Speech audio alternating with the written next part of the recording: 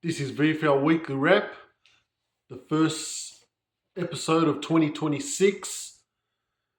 I won't get into too much detail about the actual fixture and player movements and all, but I'll just go through the major things that have happened over the summer in the off-season. With regret that the Preston Bull Ants are no longer in the competition, and it doesn't look like they'll ever come back now, which is an absolute tragedy to the competition. One of the founding members, one of the massive clubs. But it doesn't surprise me, to be honest. AFL has booted them out. Apparently they only had it's a lot of money to them, but in this day and age, $250,000 in debt, it's not a lot in AFL terms, but the AFL looked at them not being financially stable and a string of poor results, and the members of that club, the Bull Ants, decided to vote to just liquidate the club completely. They can come back into competition. All their debts are gone, but it doesn't help when you've got a shitty council that doesn't help them at all. Like, they've done nothing for them. The results have been bad. And the AFL just don't give a stuff about them. So the Bull Ants have been the members have voted to liquidate that club. It's a tragedy. I don't think they'll ever come back. I think they're done. So it doesn't look like I'll ever be going to Preston City Oval again. So that's a tragedy. It's one bad news. And another one was Channel 7, 7 Mate, decided to cut ties with the VFL after only one season. Now, I'll just get this quote. The VFL will no longer be broadcast on television 2026. This decision threatens to sever a deep-rooted connection within our community and diminish the visibility and vitality of the VFL competition. Look, the VFL is not just a sport. It's a community focal point that enables individuals to unite, celebrate, and find common ground. That's what I've been saying all along.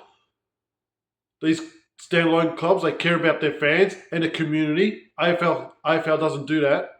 So I don't care about them, the AFL. The role that television broadcasts have played in this cannot be overstated. They have not only captured the spirit of excitement of local footy, but also showcased local talent, serving as a stepping stone for aspiring players. The VFL deserves to be accessible to everyone. Broadcasting it on free-to-air, such as ABC, SBS, or whatever channel, would ensure that communities, especially those less likely to afford subscription services, can continue to enjoy and support their local team. It will also provide local businesses and clubs exposure vital for their survival and growth. Well, that's my point. The communities, some of them mainly get the backing of their local council. In Preston's case, they didn't get any backing at all, but the other clubs have been fairly adequate. The council's been okay to them. They could do more, but this is something that AFL clubs don't do. They're just franchises now. Like I've been harping all along, I keep saying it, and I'm sick of saying it and repeating myself. We don't support the AFL. We don't give a stuff about the AFL. We only care about the teams. But even the teams don't care about their fans now. They want you to fork out for membership and all this garbage and rubbish. Bump up membership. And then every second game, when you remember, you have to pay extra or can't go to these games because they're ticketed events now. Because people decided they wanted to go to footy all of a sudden, just to just to tick a box, put it on TikTok. I go to any sporting event over the summer, the amount of times I've seen people just sitting there on their phone, wasting space, they're like oxygen thieves. They don't even watch the game. That's what the AFL's become now. No one gives a stuff now. It's just about ticking boxes. They don't care about the common fan. They keep thinking that they keep bumping up the price that people will come. They'll keep coming. It's all about these these people on social media, on TikTok and all that rubbish that want to bump up their profile. And as we said, the prelim final week is a fans week, because grand final you're not getting in. You're not getting in. There's no chance.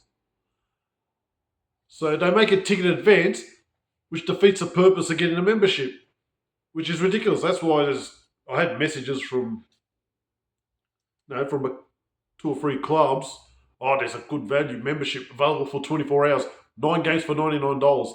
But I'm not going to go to Docklands Stadium 9 times in 1 year. I find it boring, to be honest. Even St Kilda's 3 games for $7, but I know what they're going to do. They're going to bump up the price of the ticket as well. So they don't give back. My point is they don't give back. VFL clubs give back, and the AFL treat them with zero respect at all. But having said that, apparently the ABC are back on board. They want to commentate on the footy. I think it's more likely to be 1 o'clock, 2 o'clock on Saturday afternoon, which is good. Well, it doesn't do me any good, but by looking at a fixture, I'll be out every Saturday going to any game, any VFL game. So I'll hardly be watching it, but it's good that people can watch them, and also they can attract sponsors, which they need.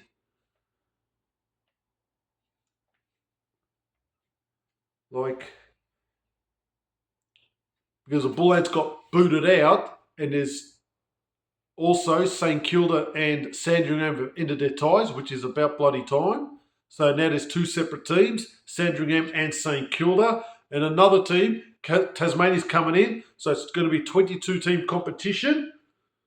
Tasmania, Sandringham, they're standalone, so there's 8 standalones there now. And by looking at the draw, the top 4 standalone teams of last season was Williamstown, Coburg, Southport and Frankston. Now they play each other twice, and they play the other 4 standalones once. So that's 10 games out of 18 that you're playing a standalone team. And you get 10 home games as well. Now the other 4 standalone teams, Werribee, Port Melbourne, Sandringham, Tasmania, they play each other twice, and the other 4 teams once. So it's a good draw for Werribee, because they had an off year last year, so watch out for them. As I said, every week after the rounds, I'll be going through the main match and just a recap on every round. But don't forget, you can subscribe to my channel, Kirk Gench 8878. Probably every Monday afternoon, Monday night or Tuesday, after every round's completed, I'll be doing a recap. Now back to my ladder prediction. I think I'll just tell you the top 4. I'm not going to say in any particular order. I think the top 4 will be like this: Werribee, Box Hill, Southport and Footscray. I think they're clearly the best 4 teams in it. What order do they finish? I don't know. And the other 6 teams that will make it, I think these teams will make it. Well, Brisbane should make it. Williamstown should make it. Coburg, well, they have to make it because they haven't lost any players and they're gaining. GWS, North Melbourne and Gold Coast. I think that will be the top 10. Now expect Coburg, GWS, North Melbourne Suns, Casey, Collingwood, Sydney, Richmond to probably win half their games or over or just under. They're going to be in between that 8 to 12 win mark there. I think KC, Collingwood, Sydney, Richmond might just miss out. Maybe one of those teams or two of those teams might win 10 games. They might win 9 or 8 games or something. It's going to be very close. It's going to be a logjam. The other teams who will finish, I don't know, 15th, 16th, 17th, I put Port Melbourne, Geelong and Frankston in there. I think these three teams will be up and down. They'll win between 6 to 8 games. I don't see any one of those teams spiking. Port Melbourne, they've been competitive in practice games, but that doesn't mean jack shit. So they've lost a lot of players, and it's killing them. They just don't have the quality. Geelong, well, we know the AFL team don't give a stuff about their VFL team. Oh, I'm saying it now.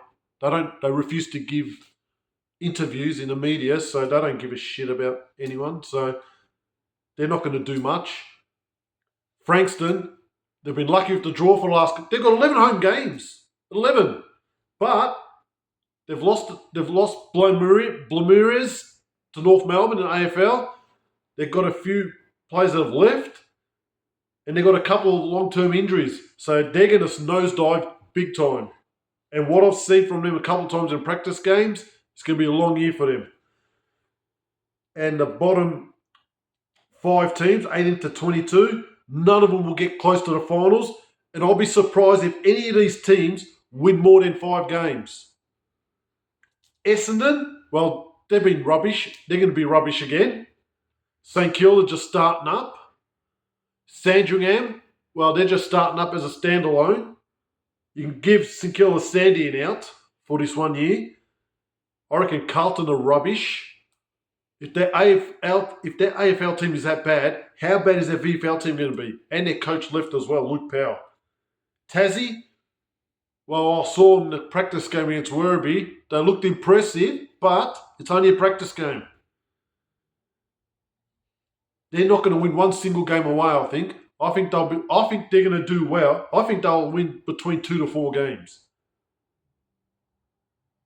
So that's my prediction. I'm not going to go through ins and outs of players. It'll just take too damn long. I'm not going to go through all that. It'll take forever. The first round's in a couple of weeks' time. 3 games on Friday. Box Hill against Sydney. It's on their new ground. Geelong play Essendon. Frankston play Williamstown.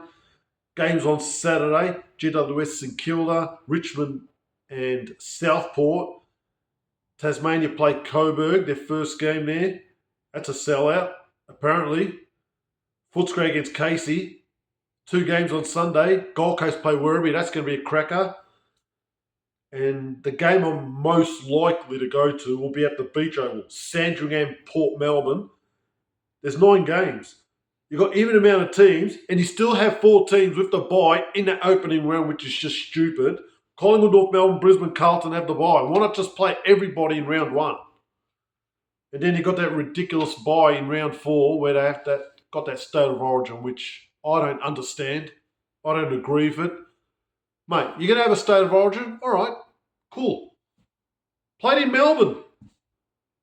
Why do you have to suck up to gather round South Australia and play it there again? You've seen the last 3 years there. Or 2 years or whatever it's been. No one's going. Nobody is going to this game. So why not have it in Victoria where people give us stuff? Or better yet, just don't have it at all. A lot's happened in the off-season. I'm not going to go through it all. But that's the gist of it. I'll probably do a video leading up to round 1, maybe not. But definitely after every round, I'll go through a recap. It's going to be an interesting season. Hope to see you there.